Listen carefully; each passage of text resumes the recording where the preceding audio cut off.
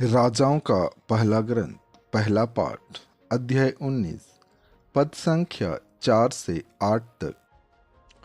और वह मरुभूमि में एक दिन का रास्ता तय कर एक झाड़ी के नीचे बैठ गया और यह कहकर मौत के लिए प्रार्थना करने लगा, प्रभु, बहुत हुआ, मुझे उठा ले, क्योंकि मैं अपने पुरखों से अच्छा नहीं हूं।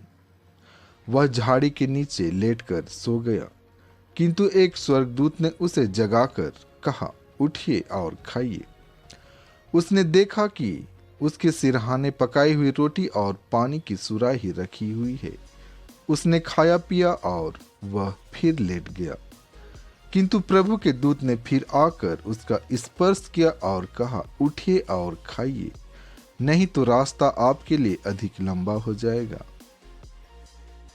उसने उठकर खाया पिया और वह उस भोजन के बल पर 40 दिन और 40 रात चलकर ईश्वर के पर्वत होरेब तक पहुंचा। एफेसियों के नाम संत पौलुस का पत्र, दूसरा पाठ, अध्याय 4, पद संख्या 30 से 32 और अध्याय 5, पद संख्या 1 से 5 तक। पवित्र आत्मा ने मुक्ति के दिन के लिए आप लोगों पर अपनी मोहर लगा दी है। आप उसे दुख नहीं दें। आप लोग सब प्रकार की कटुता, उत्तेजना, क्रोध, लड़ाई झगड़ा, परनिंदा और हर तरह की बुराई अपने बीच से दूर करें। एक दूसरे के प्रति दयालु तथा सहृदय बने, जिस तरह ईश्वर ने मसीह के कारण आप लोगों को क्षमा कर दिया, उसी तरह आप भी एक दूसरे को क्षमा करें।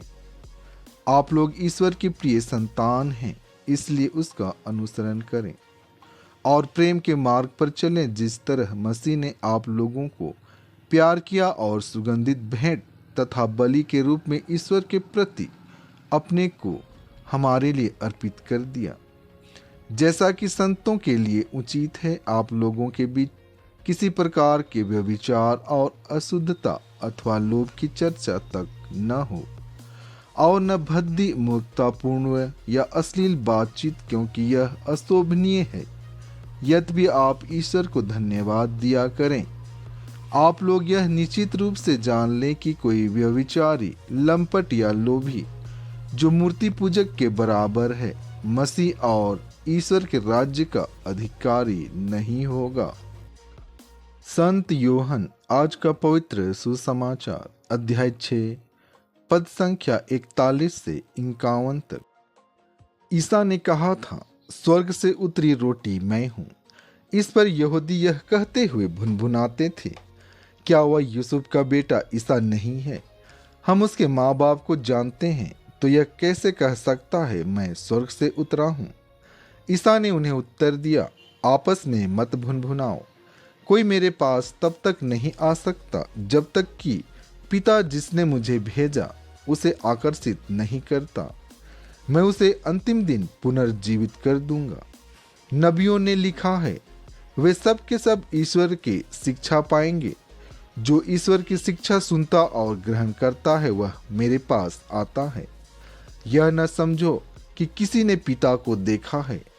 जो ईश्वर की ओर से आया है, उसी ने पिता को देखा है। मैं तुम लोगों से यह कहता हूं, जो विश्वास करता है उसे अनंत जीवन प्राप्त है। जीवन की रोटी मैं हूं। तुम्हारे पूर्वजों ने मरुभूमि में मन्ना खाया, फिर भी वे मर गए। मैं जिस रोटी के विषय में कहता हूं, वह स्वर्ग से उतरती है और जो उसे खाता है वह नहीं मरता। स्वर्ग से उतरी हुई वह जीवंत रोटी मैं हूं। यदि कोई वह रोटी खाएगा तो वह सदा जीवित रहेगा। जो रोटी मैं दूंगा वह संसार के लिए अर्पित मेरा मांस है।